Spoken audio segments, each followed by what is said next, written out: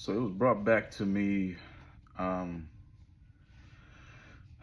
it was brought back to my memory that I guess a couple years ago, I believe that um, a pastor, well, two pastors needed to close down their churches. Right now, I say all that from just what I believe God is saying, and even my own wisdom and understanding. Right. So an amalgamation of all those things. Um, One, I wanna set the premise of I am not emotionally attached to anyone's organization, business, or church, right? So I am not emotionally attached to it because I'm usually not even emotionally attached to my own, right? Um, I want to see things flourishing, and a lot of times our emotions get in the way of that, right?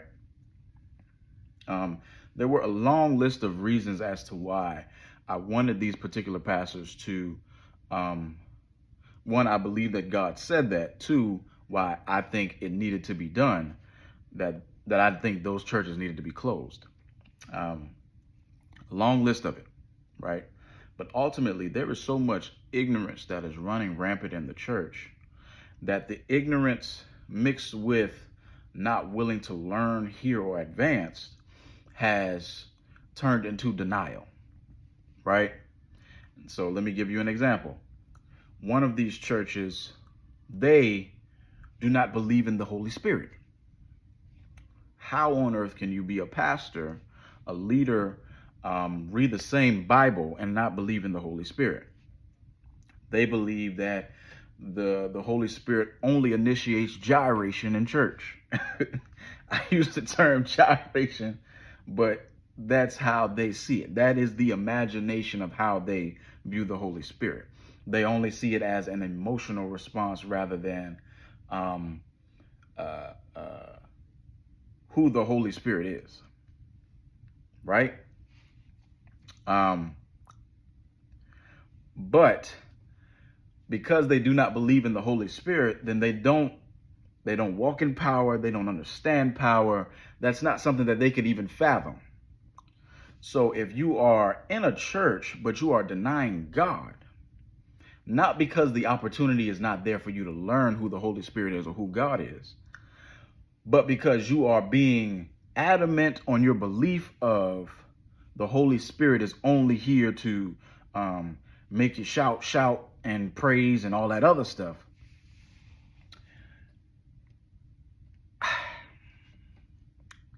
You're denying God in the church. And so there are so many more other reasons as to why I said that. But if you are going to deny God in the church, the same Holy Spirit that you don't believe in is the same Holy Spirit that can inform me that your church was not built based off of God starting the church, right? So you are burdened by a church. You want people to help serve in your church, which was not initiated by God. You get what I'm saying? So it's like you want people to pick up this burden of your church, but God builds his church. Like it's simple math whenever you start to know, like, this is what I don't want. I don't want leaders. I don't want people who believe that they are prophetic, or people who may hold ministerial positions to think that they need to rush into building a church. Everybody don't need no church. You can function and flow in everything that you're doing. I see people who function in the financial space who are extremely prophetic but don't know it. Your gifts can be expressed outside of a church structure. People think, okay, if I have these particular gifts, then I need to build a church. No, you need to be in community with a church. You need to, I believe, pay tithe to a church if that's what you ought to do, um, if that's what you are led to do. But also, it doesn't have to be one set way. I believe I am receiving so much backlash, hatred, I mean threats, because a couple years ago I believe that these people should close their church, right? The radical in me at that time said burn the church down, right? But in all actuality, it is closing the church. The church does not need to exist if it is a burden in the pastor, whoever it has been established under. Also, the closing down of that church would free up those same leaders, right? It would free them up because they are bound by a church, which is the exact opposite of what a church does. If you are bound by a church, then it's not from God. Now, everybody, sit through this video. You can give me all the comments and backlash, and we can just disagree.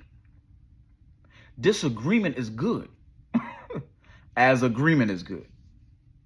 I'm not afraid of disagreement. We can believe otherwise. But at the same time, if you do not trust me as who you know me to be in your life over your church, I cannot go beyond your belief.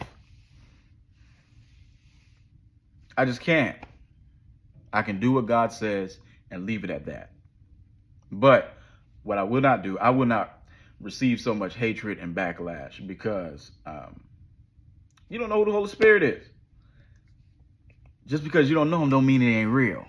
I don't care how old or wise you are. So I hope that helps. Peace.